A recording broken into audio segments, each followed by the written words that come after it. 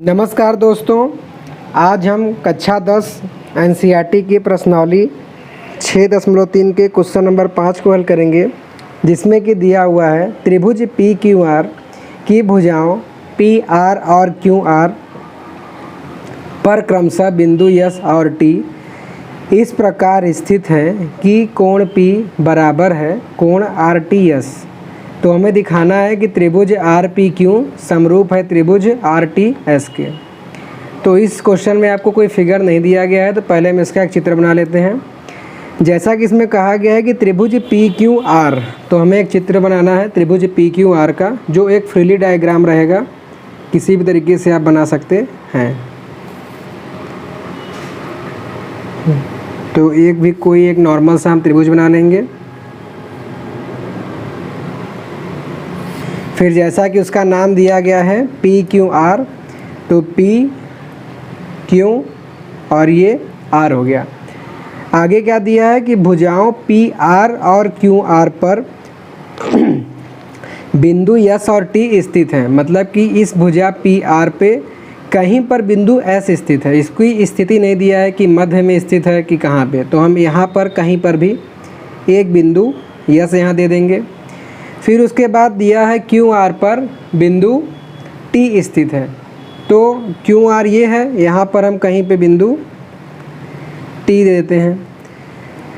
तो इस प्रकार देने पर इन दोनों को हम मिला देंगे, क्योंकि वहाँ पे आर टी एस कोण की बात की गई है, तो इसको हम ऐसे मिला देंगे।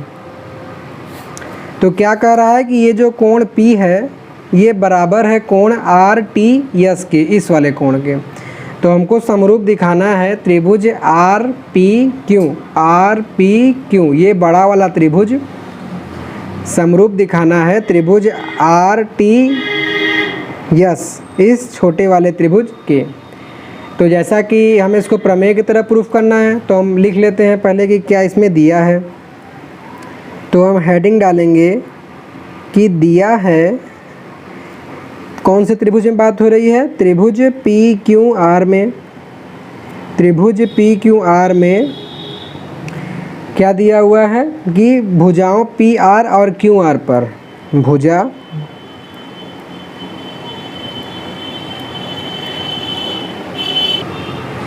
पी आर तथा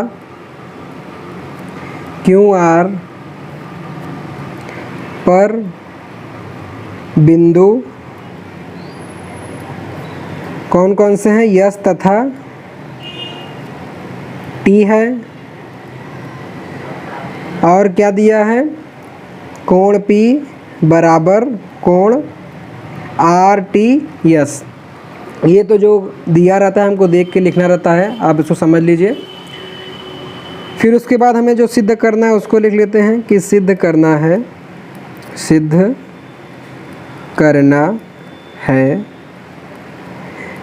कि जो ये बड़ा वाला त्रिभुज है आर पी क्यू, त्रिभुज आर पी क्यू समरूप है त्रिभुज छोटा वाला त्रिभुज आर टी एस के, त्रिभुज आर टी एस के।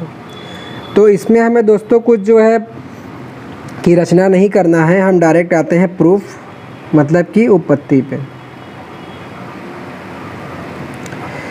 तो जिन दोनों त्रिभुजों को हमें समरूप दिखाना है, हम उन्हीं में बात करते हैं। त्रिभुज आर पी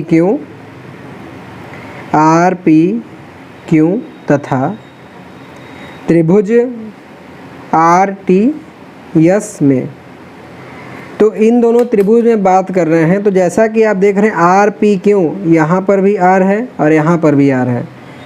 मतलब कि हम इस देखिए आर टी एस और आर पी क्यू दोनों में ये कोण आर कॉमन आ रहा है। कुछ बच्चे ऐसे होते हैं इनको जो है कि चित्र में देखने में प्रॉब्लम होती है, तो मैंने यहाँ से भी आपको बता दिया कि इससे भी समझ सकते हैं और चित्र से भी। तो पहला क्या दिखा देंगे कि कोण आर बराबर है कोण आर, जो कि उभयनिष्ठ, मतलब कि कॉमन कोण है।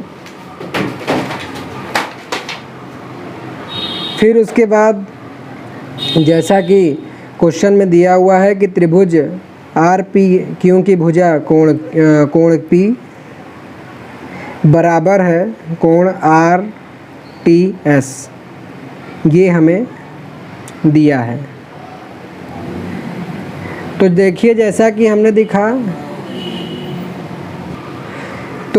जैसा कि मैं बता रहा था कि इन दोनों त्रिभुज में कोण R कॉमन है, कोण T इस वाले कोण P के बराबर है। तो जब दो त्रिभुजों में कोई दो कोण बराबर हो जाता है तो तीसरा जो कोण बचता है दोनों त्रिभुज का वो ऑटोमेटिक बराबर हो जाता है। इसको हम समझ लेते हैं कैसे। मान लीजिए ये एक त्रिभुज है, एक त्रिभुज ये है, इसका नाम दे देते हैं ABC, इसका नाम देते हैं PQR। हम मान लेते हैं कि कोण A और कोण P बराबर है। कोण A बराबर कोण P मान लेते हैं कि 50 डिग्री है। कोण B कोण Q के बराबर है। कोण B बराबर कोण Q बराबर हम मान लेते हैं कि 80 डिग्री है।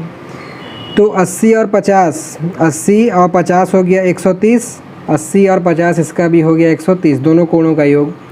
और हम जानते हैं कि त्रिभुज के तीनों कोणों का योगफल होता है 180। तो 180 में से 130 जब हम घटाएंगे तो ये 50 हो जाएगा और ये भी 50 हो जाएगा। तो इस तरीके से आपने देखा कि किसी भी त्रिभुज में अगर किन्हीं दो कोण आपस में बराबर हैं, तीसरा ऑटोमेटिक बराबर हो जाएगा। और जैसा कि हम जानते हैं कि अगर त्रिभुज के तीनों कोण एक दूसरे के बराबर हैं तो वो दोनों त्रिभुज क्या होता है, समरूप होता है। तो इस प्रकार हम लिख सकते हैं कि इसलिए एंगल समरूपता नियम से त्रिभुज RPQ समरूप हो जाएगा त्रिभुज RTS के। जैसा कि मैं क्वेश्चन में ये प्रूफ करना था और इस तरीके से ये प्रूफ हो जाता है। तो हम लिख सकते हैं हैंस प्रूफ। तो दोस्तों इस तरीके से हमारा क्वेश्चन नंबर 5 हल हो जाता है। आशा करता हूँ कि बताया गया सवाल आपको समझ में आया होगा। तो प्लीज़ वीडियो को लाइक, शेयर और कमेंट ज़रूर कीजिएगा और आगे के आने वाले सवालों से अपडेट रहने के लिए चैनल को सब्सक्राइब कर लीजिएगा। So thanks for watching.